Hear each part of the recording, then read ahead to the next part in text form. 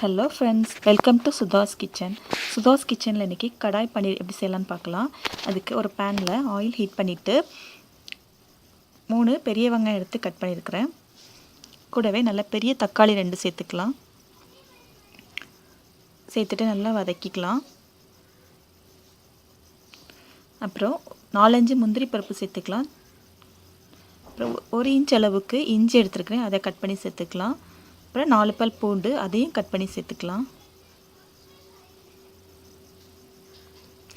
சேர்த்துட்டு நல்லா வதக்கிக்கலாம்.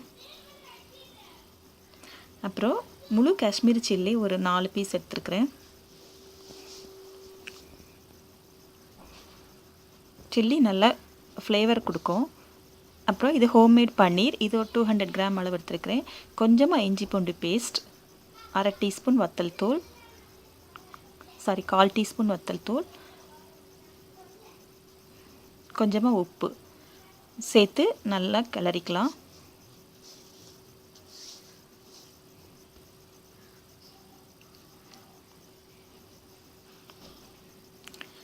அப்புறம் இந்த வதங்கின அந்த மசாலாவை நம்ம அரைச்சிக்கலாம். அப்புறம் ஒரு பேனில் ஆயில் ஹீட் பண்ணிவிட்டு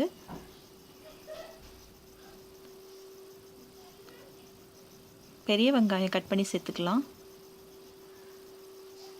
ஸ்கொயர் ஷேப்பில் கட் பண்ணியிருக்கிறேன், அதை சேர்த்துக்கலாம். கூடவே கேப்சிகம் கொஞ்சம் சேர்த்துக்கலாம். ஒரு பாதி கேப்சிகம் அளவு சேர்த்துருக்குறேன், அதையும் கட் பண்ணி சேர்த்துக்கலாம். சேர்த்து லைட்டாக ரோஸ்ட் பண்ணிக்கலாம், நல்லா க்ரன்ச்சியாக இருக்கும்.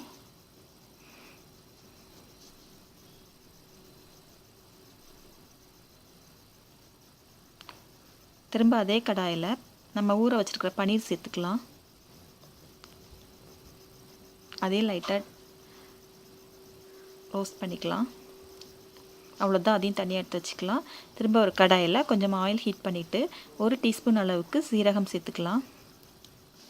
அப்புறம் காஞ்ச வெந்தய இலை, அதையும் 1 டீஸ்பூன் அளவுக்கு எடுத்து நல்லா க்ரஷ் பண்ணி சேர்த்துக்கலாம்.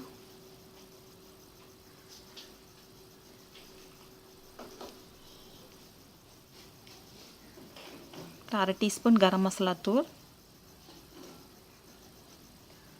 2 டீஸ்பூன் காஷ்மீரி சில்லி பவுடர், அது இல்லைன்னா ஆர்டினரி சில்லி பவுடர் சேர்த்துக்கலாம். இது நல்லா கலர்ஃபுல்லாக இருக்கும், அதுக்காக தான் இது. அப்புறம் அரைச்ச அந்த வெங்காய தக்காளி பேஸ்ட், அதை சேர்த்துக்கலாம்.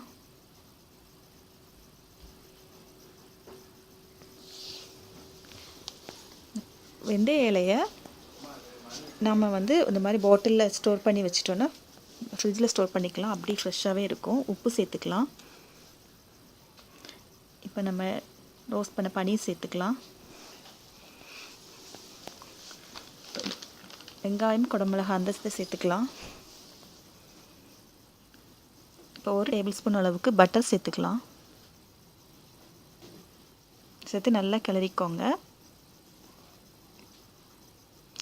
அப்புறம் நான் அமுல் ஃப்ரெஷ் க்ரீம் எடுத்துருக்கிறேன், அது கொஞ்சமாக தேவையான அளவு சேர்த்துக்கலாம். நான் கொஞ்சமாக சேர்த்துக்கிறேன்.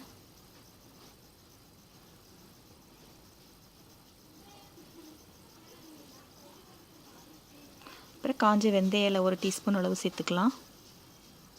அப்புறம் ஃப்ரெஷ்ஷான கொத்தமல்லி இலை. அவ்வளோதான், நம்மளோட பன்னீர் கடாய் பன்னீர் ரொம்ப சூப்பராக தயாராகிடுச்சு.